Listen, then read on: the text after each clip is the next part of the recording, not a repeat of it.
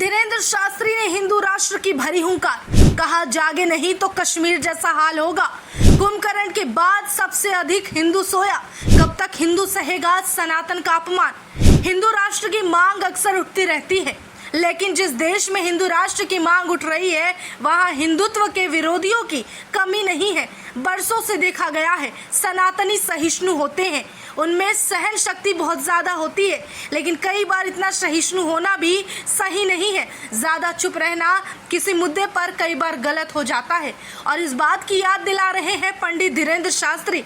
हाल ही में राजस्थान के अलवर में हनुमंत कथा करने पहुंचे बागेश्वर धाम के पंडित धीरेन्द्र शास्त्री ने सनातनियों को जगाने की बात कही है और हिंदू राष्ट्र की मांग एक बार फिर करके हुंकार भरी है। पंडित धीरेन्द्र शास्त्री ने कहा कि अगर हिंदू अब नहीं जागेंगे तो कश्मीर जैसा हाल हो जाएगा। उनके कथा में मौजूद लोगों को संबोधित करते हुए पंडित धीरेन्द्र शास्त्री कहते हैं, हिंदुओं जाग जाओ वरना हालात कश्मीर जैसे हो जाएंगे। तुम्हारी बहन बेटी का हाल भी साक्षी जैसा होगा, तुम्हारे घर भी जलाए जाएंगे। इसलिए जाग जाओ, किसी को नीचा मत दिखाओ, लेकिन सनातन को आगे बढ़ाओ। आगे वो कहते हैं, हिंदू हो तो अपने घरों का ध्वज फहराओ, सिर पर तिलक लगाओ, देश को हिंदू राष्ट्र बनाने के लिए।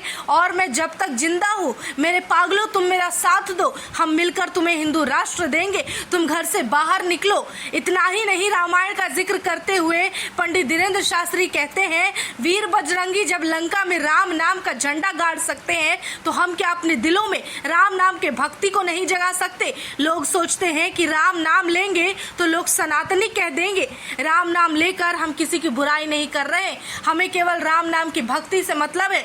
आगे रामायण में दूसरे किस्से का जिक्र करते हुए वो कहते हैं कि कुंभकर्ण से ज्यादा कोई सोया है तो वो सनातनी सोया है। आगे पंडित धीरेन्द्र शास्त्री ने धर्म परिवर्तन करने वालों को भी कहा है कि उनसे बड़ा मूर्ख कोई नहीं। कहा कि धर्म परिवर्तन जो करता है वो सबसे बड़ा बेवकूफ है। जो बहकावे में आ जाते हैं उनका घर वापसी होना बेहद जरूरी है। आगे उन्होंने हिंदुओं से अपील की कि अब हमें एकजुट होने की बारी आ गई है, वो वक्त आ गया है कि हम एक साथ मिलकर इस जंग को लड़े और जल्द से जल्द हिंदू राष्ट्र बना सके।